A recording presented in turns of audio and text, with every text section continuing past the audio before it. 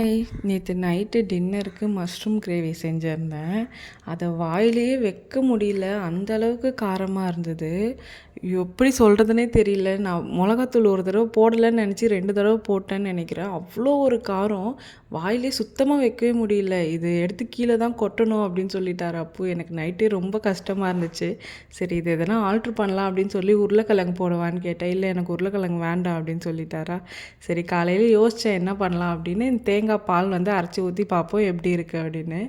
உண்மையிலே சொல்கிறேன் அவ்வளோ ஒரு டேஸ்ட்டாக இருந்தது. இந்த கிரேவி தானே அவ்வளோ கேவலமாக நைட் இருந்தது அப்படின்னு சொல்லி எனக்கே கொஞ்சம் ஒரு மாதிரி ஆயிடுச்சு. அதுக்கப்புறம் காலையில் வந்து இந்த கிரேவி வச்சு சப்பாத்தி பிரேக்ஃபாஸ்ட்டுக்கு அப்போ கொடுத்துருந்தேன். அவ்வளோ விரும்பி சாப்பிட்ருந்தாரு. உண்மையிலே தேங்காய் பால் மட்டும் தான் ஊற்றுனியா, அந்த கிரேவி தானே இது அப்படின்னு கேட்டிருந்தாரு. அவ்வளோ நல்லா இருந்தது. மத்தியானம் லஞ்சுக்கு சாதமும் அப்புறம் முட்டை தொக்கும் வச்சுருந்தேன்.